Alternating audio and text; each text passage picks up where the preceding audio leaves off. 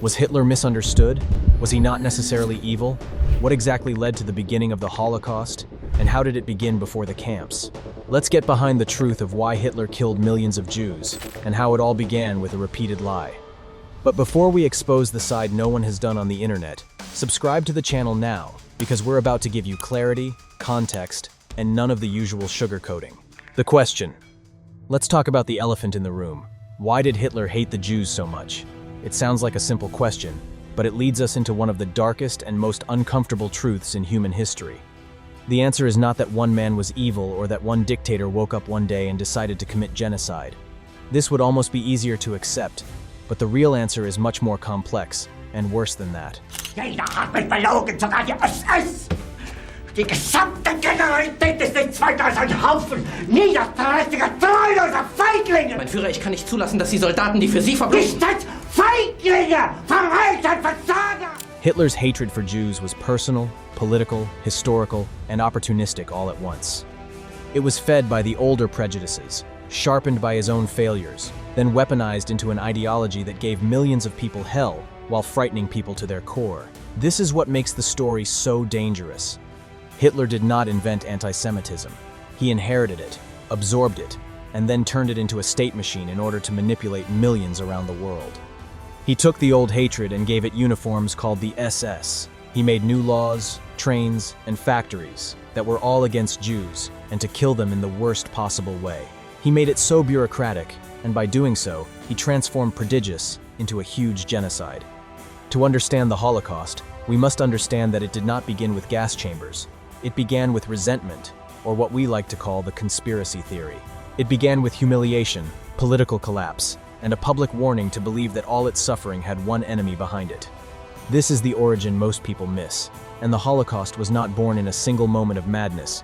It was built step by step, excuse by excuse, lie by lie, and century after century. Hitler's origin.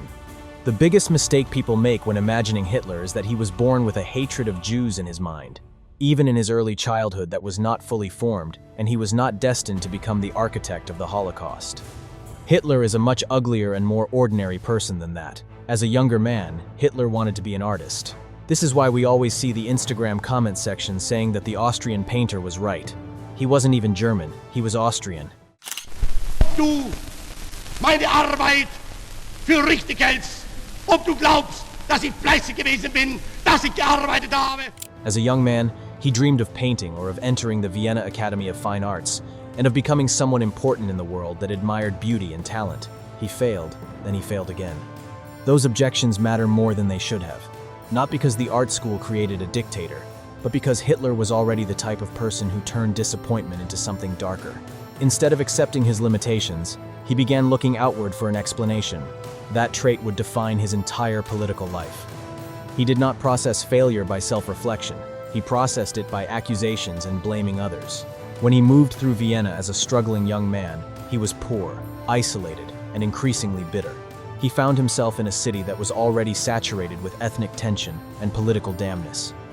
Vienna was a major imperial capital that was crowded with different languages, religions, dresses, classes, and competing national identities. It was full of demagogues, racial theorists, and politicians who discovered that hatred could be extremely useful in that environment.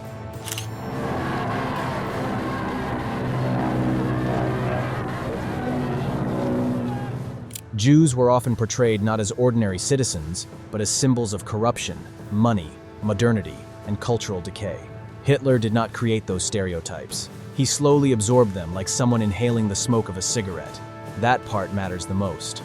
He entered a city where anti-Semitism was already circulating in newspaper speeches, pamphlets, and in everyday conversation. So when his own life felt like crap, those ideas gave him a ready-made explanation.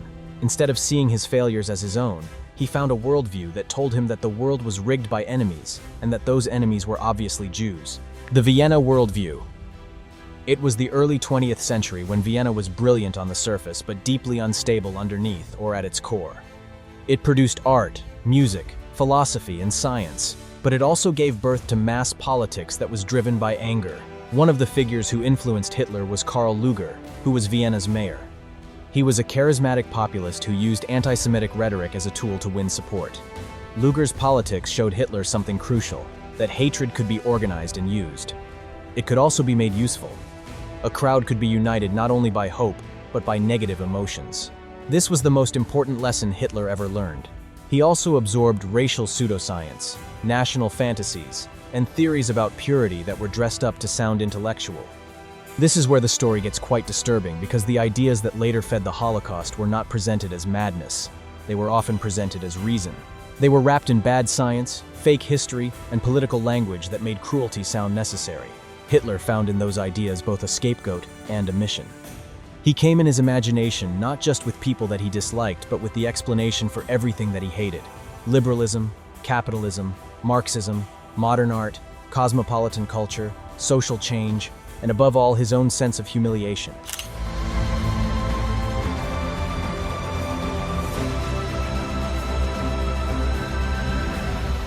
This is how fanaticism works. It does not usually begin by saying, let's just commit evil. It begins by saying, here is why your suffering makes sense. It tells him that his pain was not all his fault. It belonged to the enemy.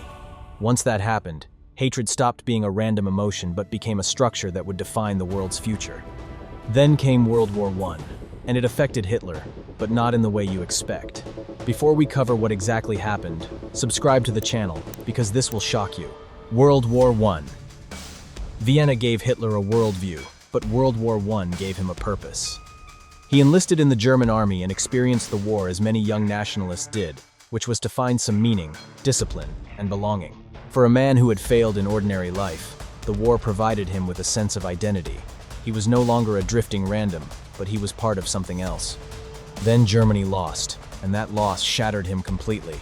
What mattered was not only the defeat itself, but the way he interpreted it. Germany's collapse at the end of World War II created fertile ground for one of the most poisonous myths of the 20th century, which was the stab-in-the-back legend. According to this lie, Germany had not been defeated on the battlefield. It was defeated. It was betrayed from within by politicians, leftists, but most of all, the Jews. There was no serious evidence of this. It was mostly fiction, and it was fiction that many wanted to believe because it spared them the humiliation of accepting a major military defeat and political failure. Hitler seized on that myth with an obsessive intensity and made it even bigger. Now his old pre-digested fuses with the national trauma were here. Jews were no longer just enemies from Vienna. In his mind, they had become traitors who were responsible for Germany's collapse. This was a huge turning point here, and would give birth to World War II as well. Hitler was no longer simply an anti-Semite amongst many, but he was becoming a man with a cause, a mission, and that cause required an enemy broad enough to absorb every single German wound. The Nazi formation. The Germany of the early 1920s and early 1930s was a nation in crisis. Inflation was everywhere, and money itself seemed ridiculous.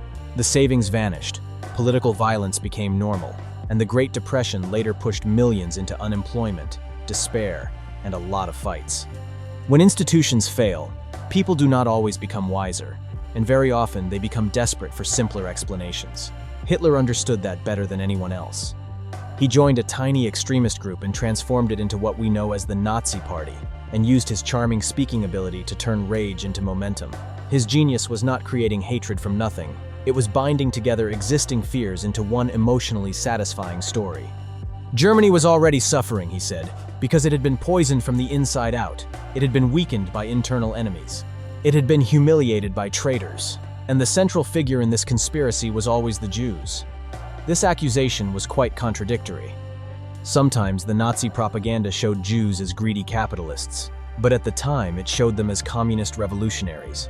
Sometimes they were blamed for moral decay, and on the other hand, they were becoming a financial power. It was all for the hatred against them, and the logic did not matter anymore. What mattered was emotional utility, and Jews were cast as the hidden hand behind everything that people feared. They made them the perfect scapegoat. This is the part that people need to understand, and need to understand very clearly, because Hitler's anti-Semitism was not rational, and it was not consistent. It was all built on one huge conspiracy. Jews were useful to him precisely because they could be blamed for all the things at the same time. He needed a total enemy, not just a small argument. Holocaust. And one of the most dangerous myths about the Holocaust is that it was inevitable from the very beginning, as if Hitler stepped into power already carrying a complete blueprint for the extermination. The reality is much more unsettling than that. The Holocaust evolved, then it escalated, and then it became a huge war that expanded Nazi power and removed any restraints when Germany invaded Poland and later much of Eastern Europe. Millions more Jews came under Nazi control. Ghettos were made, families were crammed into overcrowded districts, and starvation became normal.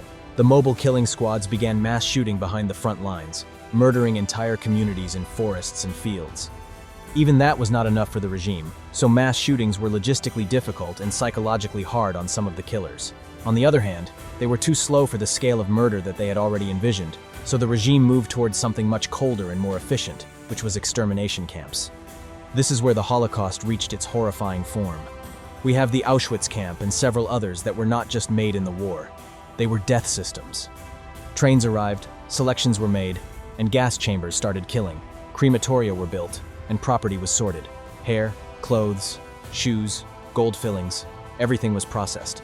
This was what Hitler's hatred became when he joined a modern state. It wasn't chaos, but organization. This is why the Holocaust remains so terrifying. It was not only rage, it was complete control, paperwork and administration.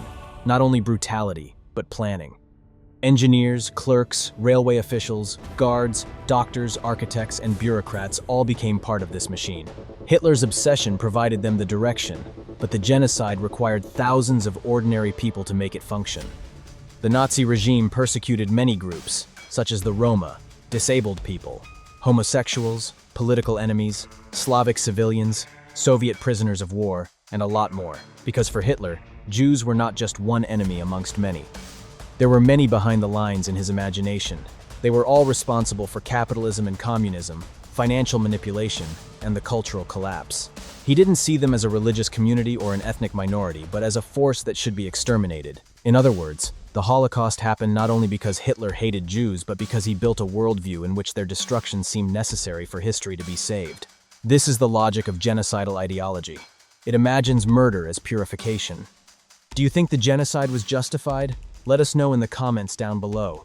If you want to stay up to date with the darkest side and figures in history, subscribe to our channel now.